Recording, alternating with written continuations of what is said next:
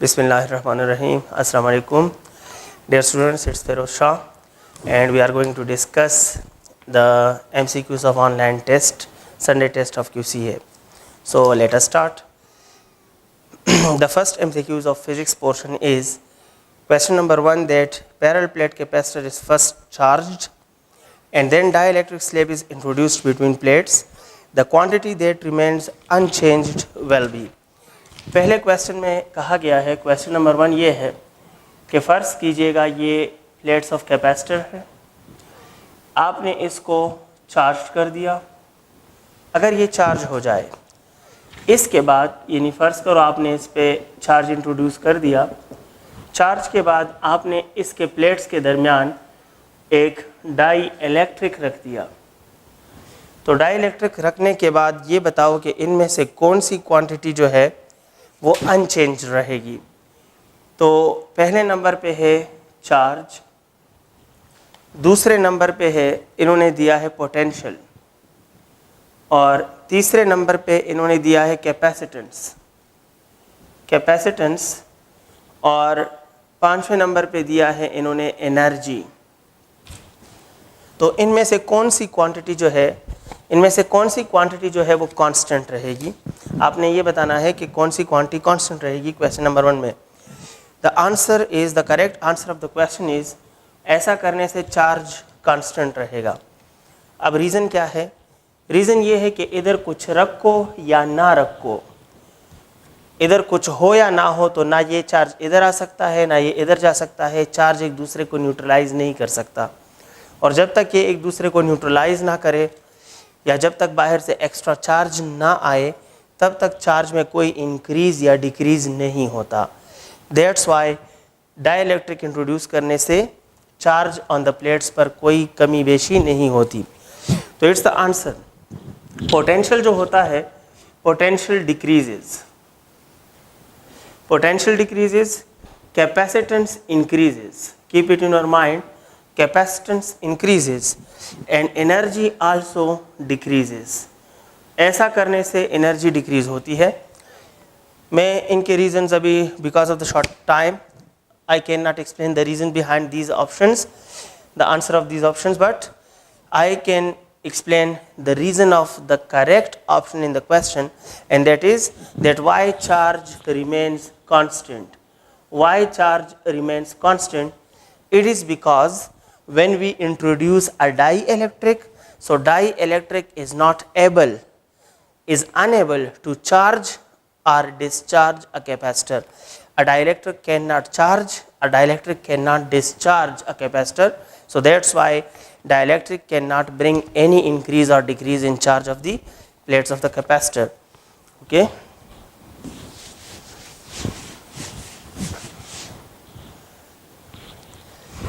Second question, question number 2.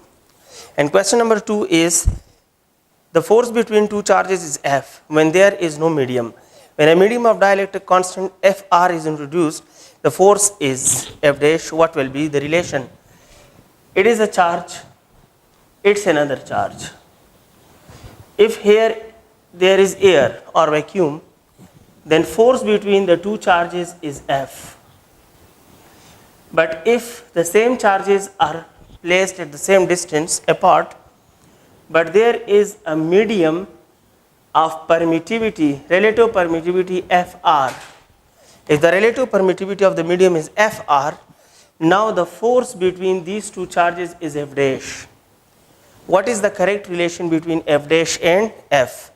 So you know that F in medium is equal to 1 over epsilon r times of F in vacuum.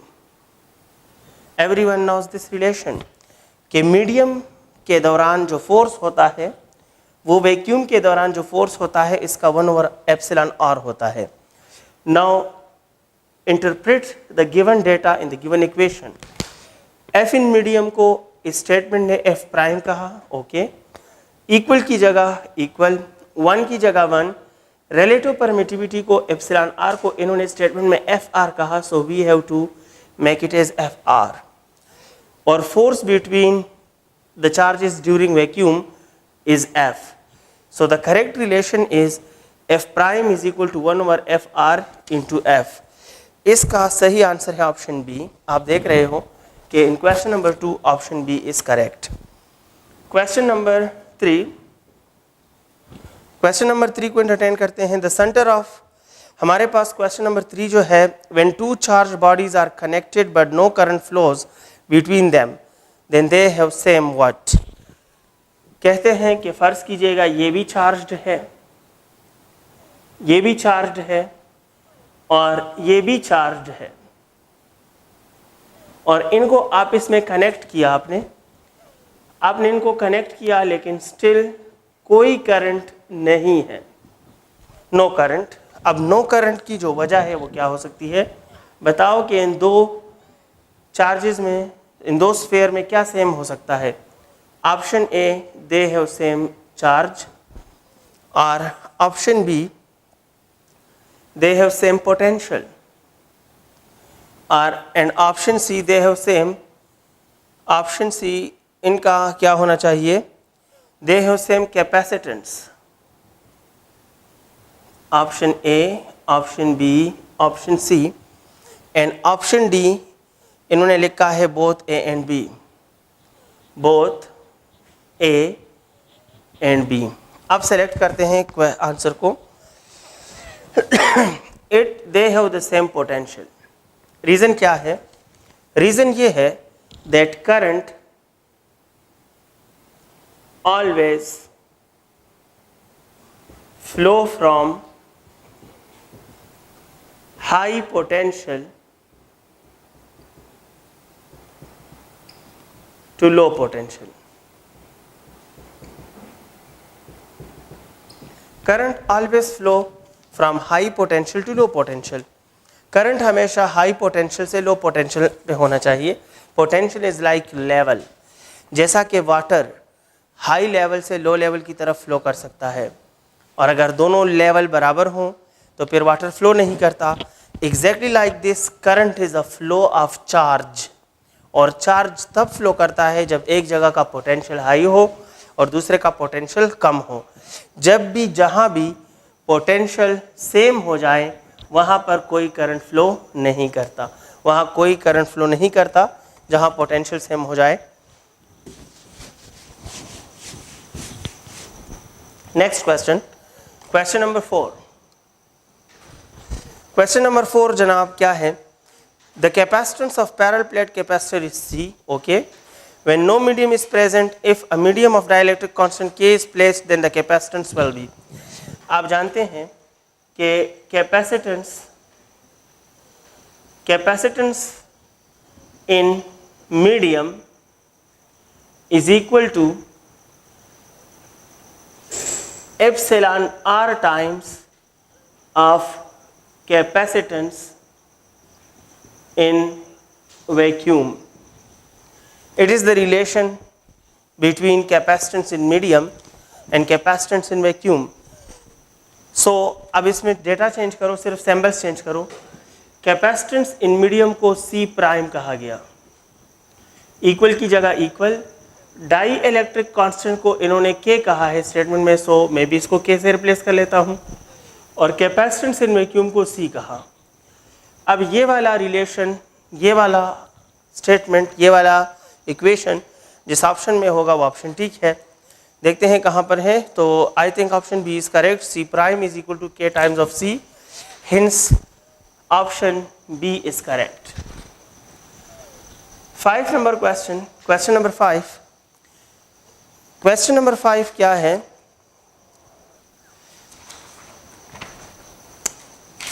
Question number 5 जो है, the electric field intensity due to infinite sheet of charge varies as. Question किस चीज़ के बारे में है, कहते हैं कि ये हमारे पास इनफाइनाइट शीट ऑफ चार्ज है.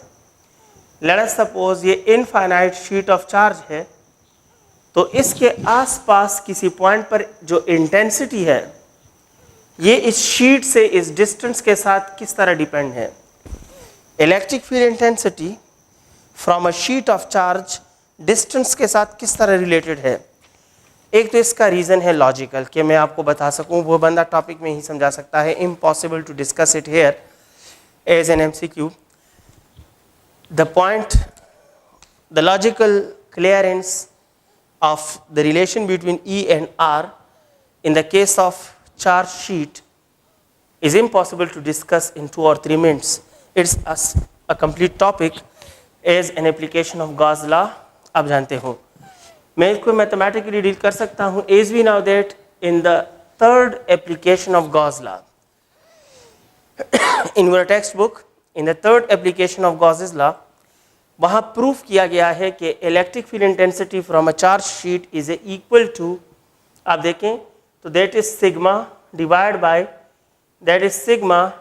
Bye 2 epsilon naught. क्या इसमें कोई आर आपको दिखाई दे रहा है? नहीं. It mean in the standard mathematical form of intensity due to infinite sheet of charge there is no R. This proves that electric field intensity and R has no relation. So that's why the answer of this objective or this MCQ is none of these. इसमें कोई भी option ठीक नहीं है.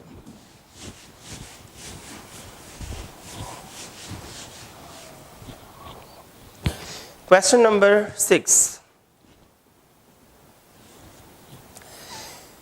An alpha particle is accelerated through a potential difference of 10⁶ volts. तो इसकी kinetic energy क्या होगी? ओके, जो गिवन डेटा है वो है अल्फा पार्टिकल, और इसको जो पोटेंशियल मिला है वो 10⁶ वोल्ट्स है. जो आपसे मांगा जा रहा है वो काइनेटिक एनर्जी है. काइनेटिक एनर्जी है, हम जानते हैं कि किसी भी चार्ज पार्टिकल की जो काइनेटिक एनर्जी होती है that is equal to charge multiplied by voltage. It is the equation of kinetic energy of any charged particle accelerated by any potential. So in this equation kinetic energy is equal to charge कितना होगा? आप जानते हो alpha particle का जो charge होता है 2 electron होता है. सो चार्ज की जगह आएगा 2 इलेक्ट्रॉन मल्टीप्लाई बाय वोल्टेज की जगह आएगा 10⁶ वोल्ट्स. इसको सिंप्लीफाई कीजिएगा, ये ई जो है ये वोल्ट के पास ले जाओ और ये 10⁶ जो है ये 2 के पास ले आओ, तो जनाब ये बन जाएगा 2 × 10⁶ EV. देखो 2 और 10⁶ अपनी जगह पर, ई और वोल्ट्स मिलकर EV बन गया. अब हम जानते हैं 2 की जगह 2, बट 10⁶ रिप्रेजेंट्स मेगा, तो इसकी जगह मेगा लिख दें, इसकी जगह मेगा लिख दें, electron volt. It mean option B is correct. In question number 6 option B is correct.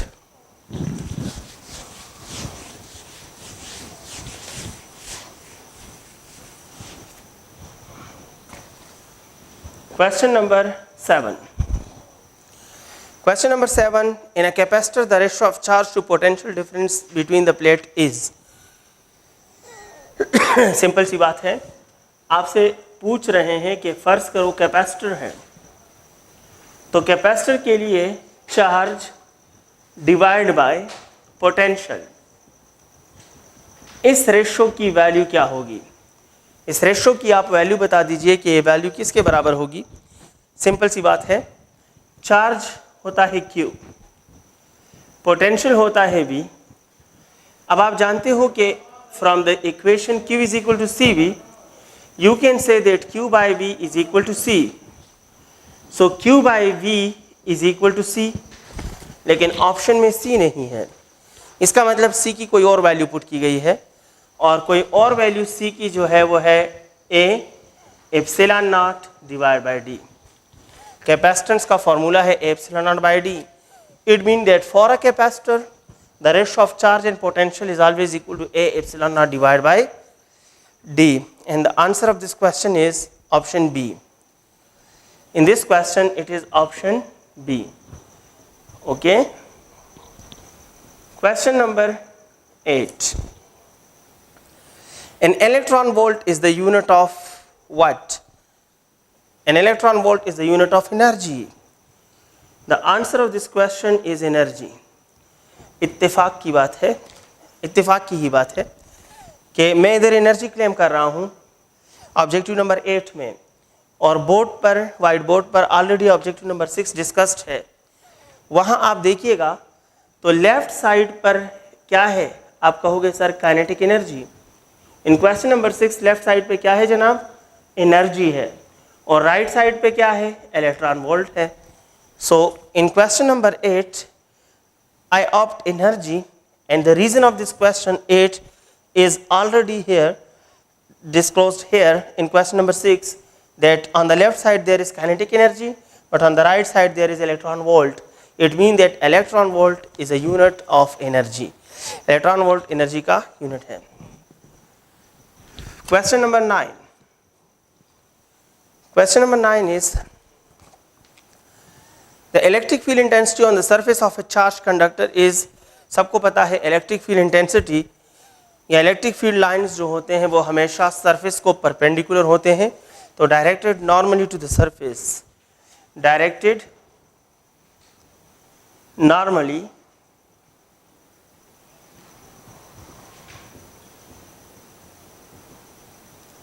to surface, and option B is correct.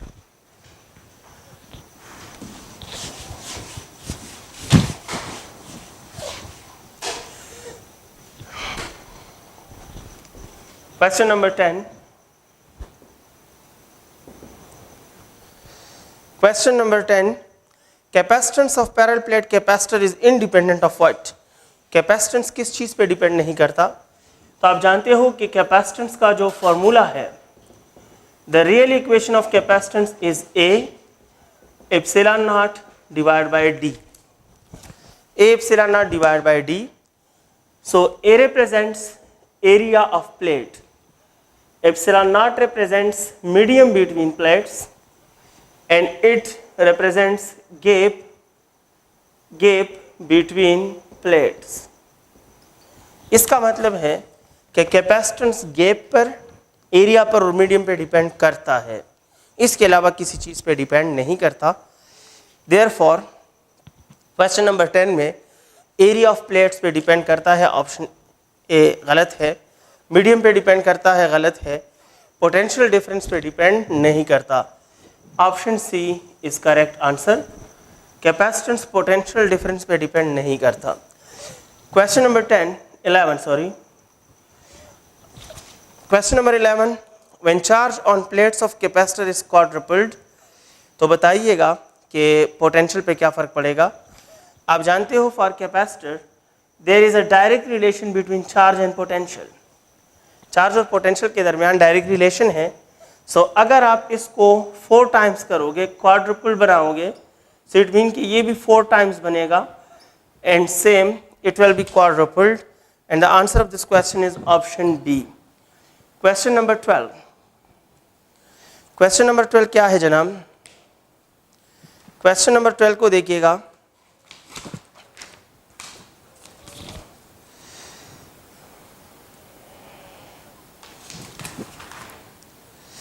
The ratio of C vacuum to C medium in case of capacitance is, कहते हैं कि अगर capacitance in vacuum हो और capacitance in medium हो तो ये ratio किस चीज़ के इक्वल है. थोड़ी देर पहले यहाँ मैंने इसको डिस्कस भी किया कि रिलेशन एक्चुअली है कि C in medium is equal to epsilon R times C in vacuum. अब ऐसा कीजिएगा, C इन मीडियम उस तरफ ले जाओ, एप्सिलॉन इस तरफ ले आओ, तो 1 over epsilon R is equal to C in vacuum divide by C medium. It mean कि ये रेशो 1 ओवर एप्सिलॉन R के बराबर होती है, and the answer of the question is option B. Question number 12 में हमारे पास ऑप्शन बी ठीक है.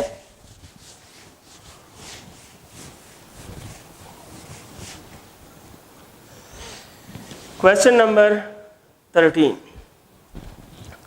क्वेश्चन नंबर 13 है, two electric bulbs of 200 watt and 100 watt have same voltage. If R1 and R2 be their resistances, then what is the correct equation? Keep it in your mind, when voltage is same, अगर दो resistors को आप same voltage दे दो, दो resistors को आप same voltage दे दो, तो याद रखना कि उनके रेजिस्टेंसेस का जो रेशो होता है वो उनके पावर के रेशो के अपोजिट होता है। सेम पोटेंशियल पर रेजिस्टेंसेस का रेशो पावर के रेशो के अपोजिट होता है, रेसिप्रोकल इनवर्स होता है। अब ये रेशो मालूम करना है R1 बाय R2, और पावर ऑफ 2 जो है, पावर ऑफ 2 जो है वो 100 है और पावर ऑफ 1 जो है वो 200 है। लिहाजा R1 बाय R2 जो है वो 1/2 बन जाएगा। अब क्रॉस मल्टीप्लाई कीजिएगा तो it mean 2 times of R1 is equal to R2, 2 times of R1 is equal to R2, it mean option B is correct. Question number 14, question number 14 में है कि एक वायर है, उसका रेडियस R है, आपने उसको स्ट्रेच किया, खींचा इतना कि उसका रेडियस हाफ बन गया। बताओ कि न्यू रेजिस्टेंस कितना होगा। मैथमेटिकल काम है लेकिन अच्छा होगा आप इसको एज अ रेफरेंस याद रखिए। मैं समझाने की कोशिश करता हूँ। केस नंबर 1 में है कि लेट अस सपोज ये एक कंडक्टर है। फॉर केस नंबर 1 ये एक कंडक्टर है। इस कंडक्टर का लेंथ जो है वो L है और इसका रेडियस जो है वो R है और इसका रेजिस्टेंस जो है वो कैपिटल R है। हमने इस कंडक्टर को पकड़ा और इसको खींचा, इसको इतना खींचा केस नंबर 2 के मुताबिक कि अब ये कंडक्टर खींचने से इलांगेट तो हो जाएगा। Now this conductor will be elongated. अब ये कंडक्टर पहले जितना लेंथ का नहीं होगा, जाहिर है इलांगेट तो होगा। तो अगर इसका ये रेडियस हाफ हो गया R/2, तो इसका नया रेजिस्टेंस R प्राइम क्या होगा? नया रेजिस्टेंस क्या होगा? सिर्फ ये बात याद रखिएगा। इसको मैथमेटिकली प्रूव भी कर सकते हैं but that will be quite lengthy. याद रखिएगा, जब आप किसी कंडक्टर को इतना खींचते हो कि इसका रेडियस हाफ हो जाता है, तो याद रखना कि इसका लेंथ होता है 4L। जब तक आप कंडक्टर के लेंथ को 4L नहीं करते तब तक इसका रेडियस हाफ नहीं होता। बस यही याद रखना। We can prove it mathematically by keeping volume constant. Volume 1 is equal to volume 2. You can prove that when radius become half, length will become 4 times. अब ज़्यादातर स्टूडेंट्स इसका आंसर गलत देते हैं, 4R ले लेते हैं, but the real or actual or correct answer is 16 times of R. कैसे? आप देखिएगा, गौर कीजिएगा। Resistance is directly proportional to length. इसका मतलब है कि अगर लेंथ 4 टाइम्स हो गया तो रेजिस्टेंस 4 टाइम्स हो जाएगा। दिस इंप्लाइज दैट रेजिस्टेंस की वैल्यू बन जाएगी 4 टाइम्स R। सिर्फ लेंथ की वजह से ये 4R बन जाएगा। Okay, 4 times resistance will become 4 times. लेकिन याद रखें कि resistance is inversely proportional to square of radius. It is inversely proportional to square of radius. So जब आप इसको हाफ करोगे तो it will increase by 4 times once again. लिहाजा ये भी बन जाएगा 4 times and hence total it will be equal to 16 times और it is equal to 16 times R। The correct answer of the question is option C. Option C इसका सही answer है। उम्मीद है आप लोग समझ गए होंगे।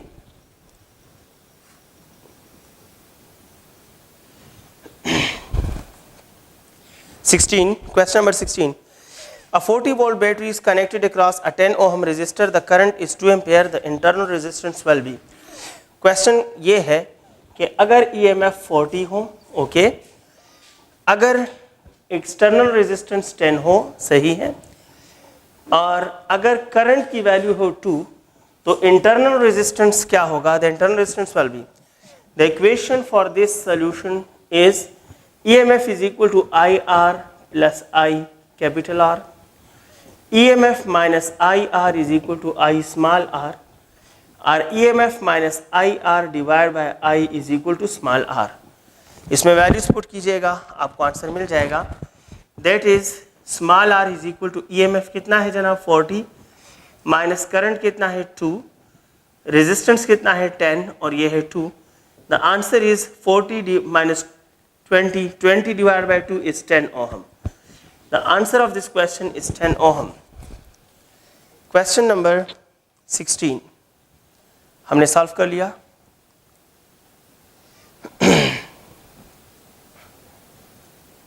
सॉरी, ये क्वेश्चन नंबर 16 था जो हमने सॉल्व कर लिया। Now we are discussing question number 15। पहले हमने 16 डिस्कस किया, अब 15 डिस्कस करते हैं। क्वेश्चन है हमारे पास कि एक बल्ब है, उसको 200 वोल्ट का वोल्टेज दें तो 100 वाट से काम करता है। अगर हम उसको 160 वोल्ट का वोल्टेज देंगे तो वो किस पावर से काम करेगा? तो केस नंबर 1 ये है कि पावर 100 ले लीजिए, वोल्टेज 200 ले लीजिए। सॉल्यूशन केस नंबर 2 का है, केस नंबर 2 का। और केस नंबर 2 का सॉल्यूशन ये है कि पावर आप बता दीजिए। अगर वोल्टेज 160 हम दें, वोल्टेज 160 हो तो पावर कितना होगा? केस नंबर 2 से ही स्टार्ट लेते हैं। हम जानते हैं कि power is equal to V square over R। ये इक्वेशन इंप्लाइज कि हमें R चाहिए। जब तक R मालूम नहीं करोगे, पावर कंज्यूम मालूम कैसे करोगे? R हमें यहां से मिलता है। हम जानते हैं कि R is equal to V square by P। तो V की जगह हम लिख सकते हैं by 200 multiply by 200 divide by 100। आप इसको सॉल्व करें तो यू विल गेट 400। इसको इधर पुट कीजिएगा तो power is equal to voltage है 160 मल्टीप्लाई बाई 160 डिवाइड बाई 400। ये कैंसिल, ये cancel.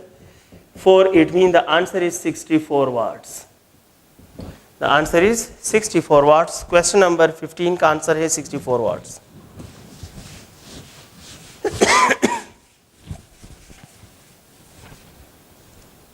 Next question, question number 17. Let us entertain question number 17. And question number 17 is, if a current of 2 ampere flows from A to B in a wire and current from C to B is also 6 ampere, then total current from B is.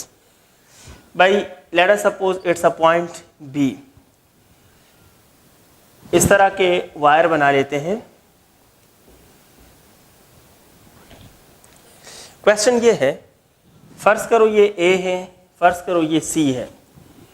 अगर A से B की तरफ current 6 ampere हो, अगर C से B की तरफ current 2 ampere हो, तो बताओ B से टोटल करंट जो गुजरेगा वो कितना होगा? तो according to conservation of charge KCL, Kirchhoff's current law, उसके मुताबिक किसी भी पॉइंट में आने वाला करंट जाने वाले करंट के इक्वल होगा। लिहाजा it must be equal to 2 + 6 यानी 8 एम्पेयर। आंसर है इसका 18। Question number 18, a current of 1 ampere. इन्होंने 1 नहीं लिखा, लेकिन ampere also says 1। For example, अगर मैं कहूँ x, तो आप समझ गए हो कि x मीन 1x। अब 1 लिखो या ना लिखो तो कोई फर्क नहीं पड़ता। आप 2x से 2 इग्नोर नहीं कर सकते हो, लेकिन आप 1x से 1 इग्नोर कर सकते हो। तो अगर स्टेटमेंट में ये है कि अ करंट ऑफ एम्पेयर, तो it mean that it is 1 ampere. 1 ampere का करंट किसी वायर से फ्लो हो रहा है। ये बताओ कि 1.6 सेकेंड्स के बाद कितने इलेक्ट्रॉन्स उससे पास होंगे। मैं आपको शॉर्ट फार्मूला बताता हूँ। Number of electrons is always equal to current multiplied by time divided by 1.6 10⁻⁻19। Number of electrons का ये शॉर्ट फार्मूला याद रखिएगा। नंबर ऑफ इलेक्ट्रॉन्स आप मालूम करने वाले हूँ। करंट इन्होंने दिया है 1, टाइम 1.6 और नीचे है 1.6 10⁻⁻19। ये दोनों कैंसिल हो जाते हैं। 10⁻⁻19 ऊपर ले जाओ तो 10⁻+19 इलेक्ट्रॉन्स, मतलब 1.6 सेकेंड्स में इतने इलेक्ट्रॉन्स फ्लो होंगे।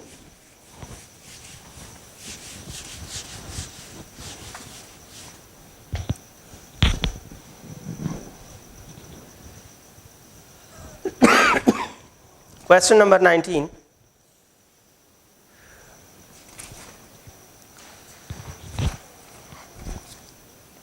Three resistors 10, 20 and 30 are connected in series. Potential volt 60 है. बताओ कि करंट इन 3 क्या होगा, 30 क्या होगा. आप जानते हो कि करंट तो सबका सेम होगा. And we know that current is equal to V divided by R. Current is equal to 60, लेकिन सीरीज में R होगा R1 plus R2 plus R3. सो ये होगा 60 divide by 10 plus 20 plus 30. It mean the answer is 1 ampere. 1 ampere आता है और 2 ampere आता है. 10, 20 and 30 are connected in series. Potential difference 60 volt 1 ampere. इसका आंसर आता है 1 एम्पेयर. चेक कीजिएगा, 60 बाई 60 बनता है तो 1 ampere. Question number 20.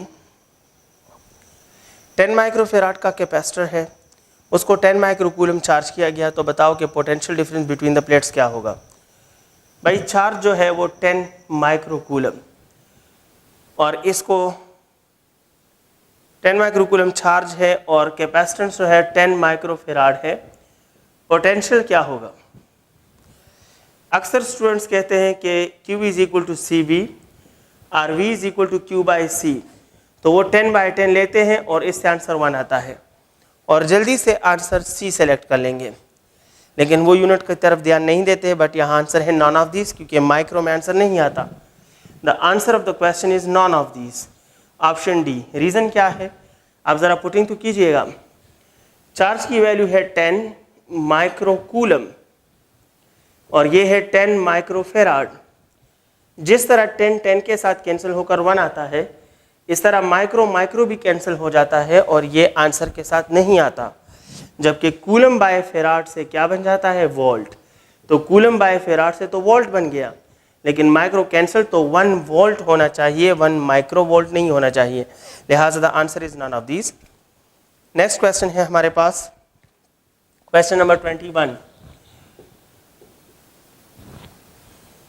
The potential on 2 points on equipotential surface is same. 21 question का आंसर आता है सेम. रीजन देखो, इक्वी पोटेंशियल, नाम ही इक्वी पोटेंशियल है. इक्वी मीन सेम और पोटेंशियल मीन वोल्टेज. तो इक्वी पोटेंशियल सरफेस पे वोल्टेज सेम होता है. Question number 22. 22 क्वेश्चन है कि intensity of electric field is 100. Okay, 10 Newton का फोर्स है, चार्ज कितना होगा. इस क्वेश्चन के लिए जो इक्वेशन है वो है force per unit charge. Charge मालूम करोगे तो force by intensity, it is equal to 10 by 100. ये cancel, it mean the answer is 0.1. Question number 22 हमारा सॉल्व हो गया.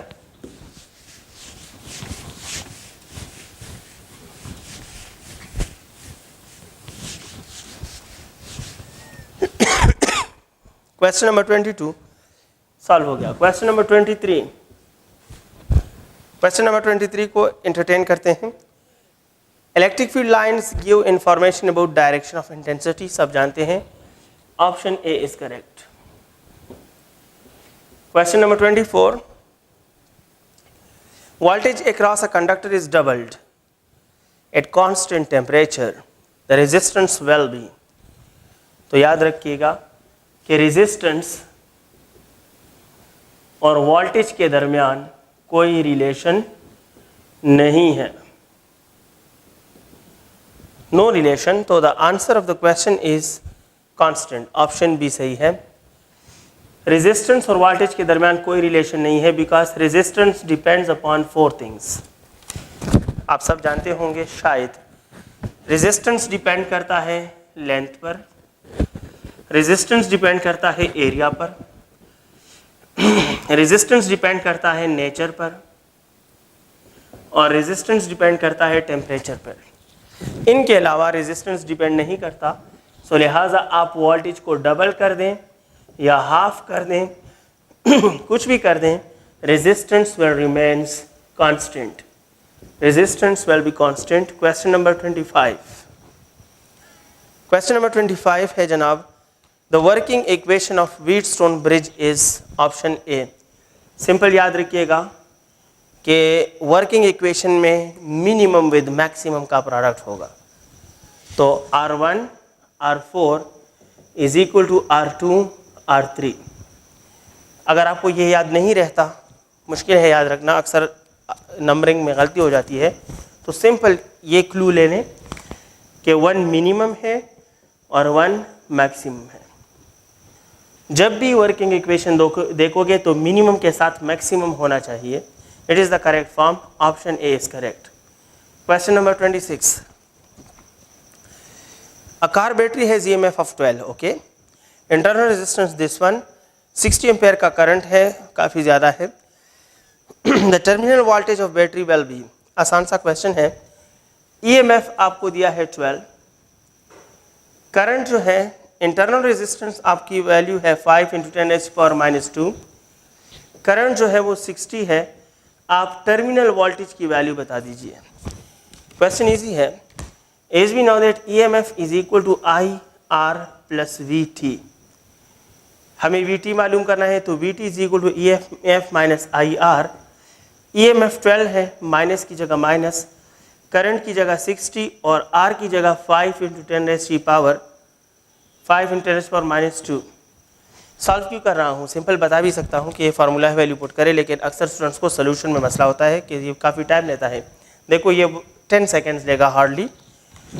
12 की जगह 12 माइनस 60 की जगह 65 की जगह 5, ये 10⁻² जब नीचे आएगा तो 10⁻+2 बन जाएगा और 10⁻+2 रिप्रेजेंट्स 100। एक ज़ीरो को कैंसिल कर देगा, 5 2, ये और ये 3, तो इट मीन के the answer is 12 - 3, the answer is 9। Hence in question number 26 the correct answer is option D. Correct answer of the question is option D.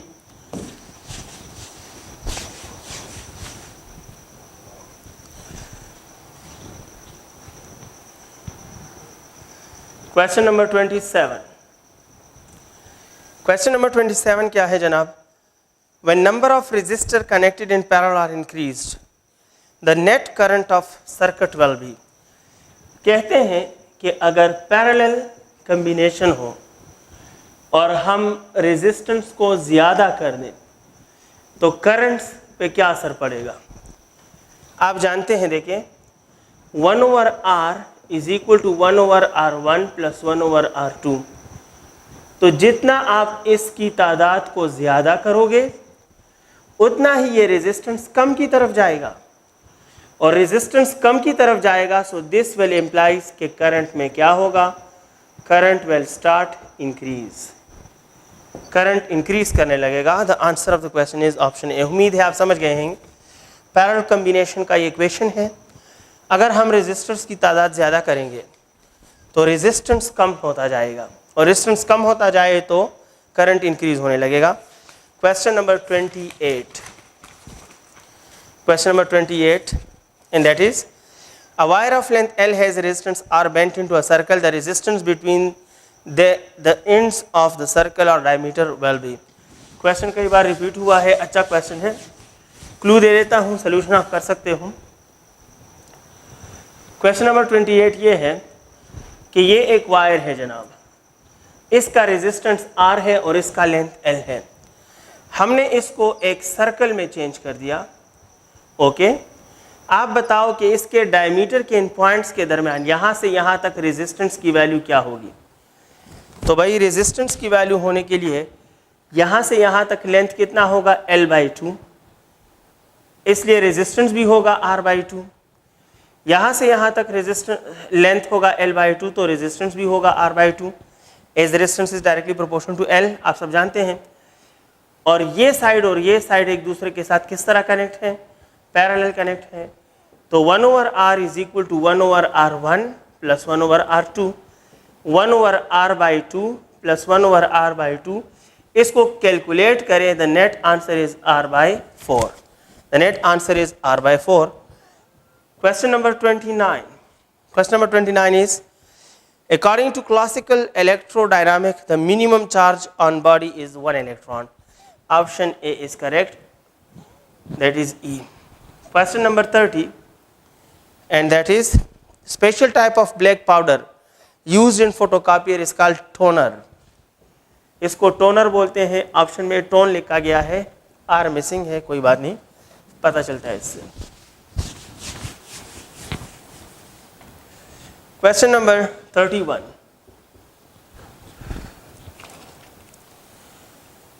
the electric flux through a closed surface enclosing charge q is a function of charge inside a surface.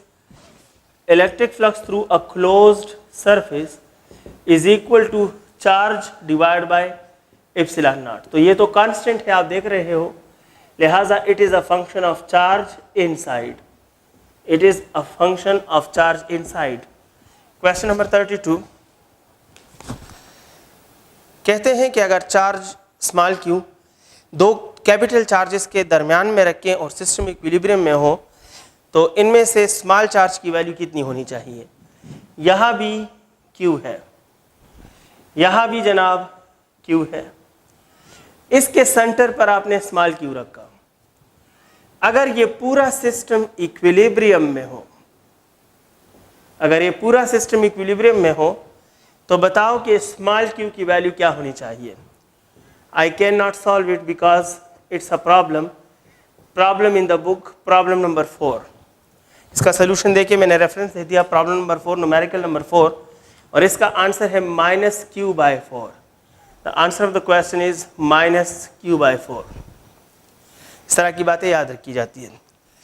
Next question है जनाब, question number 32 हो गया हमारा। 33 कहते हैं कि बताइए what is the force of atomic proton place between the two parallel plates each करने हो। क्वेश्चन ये है कि अगर यहाँ भी एक प्लेट है, यहाँ भी एक प्लेट है, दोनों पर इक्वल नेगेटिव चार्ज है, तो इनके सेंटर पर अगर प्रोटॉन रखोगे तो इस पर नेट फोर्स क्या होगा। सिंपल क्वेश्चन है जनाब। जब इससे भी डिस्टेंस सेम है, इससे भी डिस्टेंस सेम है, जब इधर भी वही चार्ज है, इधर भी वही चार्ज है, तो दोनों साइड से इक्वल और अपोजिट फोर्स लगेगा, लिहाजा नेट फोर्स होगा 0। इन्होंने कोई वैल्यू नहीं दी, लिहाजा आंसर 0 वैल्यू नहीं दी, सॉरी, तो आंसर होगा none of these. Question number 33 हमारा हो गया। अब हम क्वेश्चन नंबर 34 सॉल्व करेंगे। क्वेश्चन नंबर 34, गोल्ड का न्यूक्लियस है तो उसके सरफेस पर इलेक्ट्रिक फील्ड इंटेंसिटी की वैल्यू क्या होगी। तो जनाब electric field intensity is equal to force divide by charge, force divide by charge. मैं इसको डायग्रामेटिकली ड्रा करूँ, अच्छा होगा। ये गोल्ड का न्यूक्लियस है, इस पे 79 इलेक्ट्रॉन न्यूक्लियस पे है और इसके सरफेस पर 79 इलेक्ट्रॉन न्यूक्लियस पे है Q1 और Q2 जो है ये 1 इलेक्ट्रॉन या प्रोटॉन ऑन द सरफेस है। डिस्टेंस जो है वो r है। कहते हैं यहाँ पर इलेक्ट्रिक फील्ड इंटेंसिटी क्या होगी, तो पुट कीजिएगा, फोर्स की जगह होगा KQ1 Q2 divide by r² divide by Q। देखिए जनाब K की जगह हम लिख सकते हैं 1/4 पाई एप्सिलॉन नॉट। Q1 हमारे पास है 79 इलेक्ट्रॉन, यहाँ Q2 हमारे पास है 1 इलेक्ट्रॉन, r² की जगह r², और यहाँ पर जो Q है वो वही 1 इलेक्ट्रॉन है, टेस्ट चार्ज, तो E cancel. It mean answer of the question होगा 1/4 pi epsilon naught 79 times E divide by r²। ये इसका आंसर है, आप चेक कीजिएगा, 1/4 pi, sorry 79 E 4 pi epsilon r²। Option B is correct. The correct answer is option B. Question number 35। Question number 35 क्या है, इसमें है कि in the equation the negative sign shows what, E is equal to -ΔV by ΔR। याद रखिए ये negative sign show करता है कि जिस तरफ वोल्टेज में डिक्रीज आता है, जिस तरफ वोल्टेज में डिक्रीज आता है, इलेक्ट्रिक फील्ड इंटेंसिटी का डायरेक्शन उसी तरफ होता है।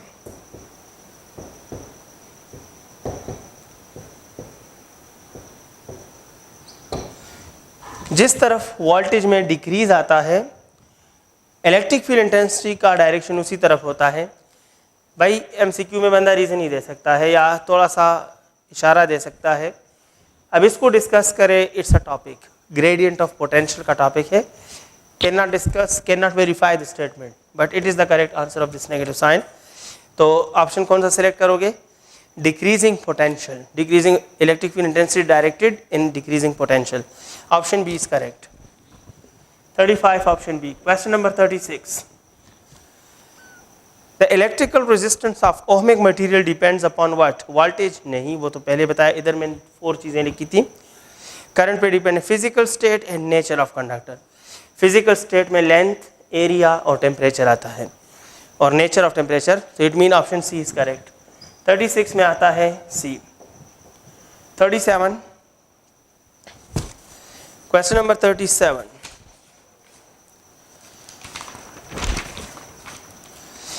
the resistivity of material is 10 ohm into meter, temperature 2 degree centigrade drop हुआ, the resistivity drops by 2 ohm into meter, the temperature coefficient of resistivity will be। Question अच्छा है भाई, आपसे मांगा जा रहा है क्वेश्चन नंबर 37 में टेम्परेचर कोएफिशिएंट ऑफ रेजिस्टिविटी मालूम करें, जबकि रेजिस्टिविटी की जो वैल्यू है वो है 10, चेंज इन रेजिस्टिविटी की वैल्यू 2 है, चेंज इन टेम्परेचर की वैल्यू 2 है। आप जानते हैं temperature coefficient of resistivity is change in resistivity per unit resistivity per degree rise in temperature. So change in resistivity 2 है, रेजिस्टिविटी 10 है और ये भी 2 है, ये cancel, it mean 0.1 kelvin inverse और centigrade inverse. The answer is option C, इसमें आता है जनाब सी। सी ठीक है, केल्विन इनवर्स भी आता है, सेंटीग्रेड इनवर्स भी आता है। अक्सर स्टूडेंट कंफ्यूज हो जाते हैं कि सर स्टेटमेंट में तो सेंटीग्रेड में दिया है। याद रखिए कि ये चेंज की बात है और केल्विन और सेंटीग्रेड की डिग्री इक्वल होती है, मतलब 100 degree centigrade change is equal to 100 change in kelvin. Kelvin में और सेंटीग्रेड में चेंज हमेशा इक्वल होता है। अगर सेंटीग्रेड में चेंज 100 है तो केल्विन में भी 100 होगा। So that's why in changing variations you can replace degree centigrade by Kelvin.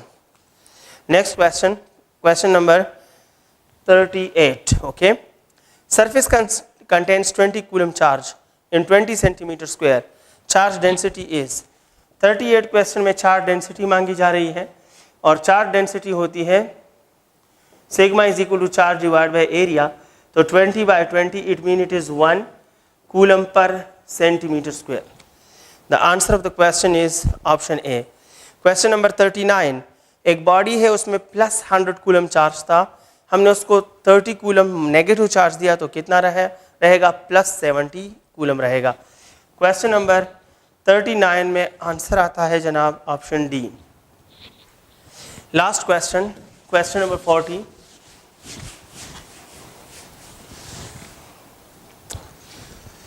question number 40 number question says that the ratio of forces between two protons and two electrons bearing same distance। Electron और proton के charges भी same है, जब आपने distance भी same कर दिए तो दो प्रोटॉन्स के दरमियान जो फोर्स होगा वही दो इलेक्ट्रॉन्स के दरमियान भी होगा, लिहाजा the ratio will be 1:1। Wish you good luck and Eid Mubarak to all of you. Eid Mubarak as well. Good luck. Thank you very much.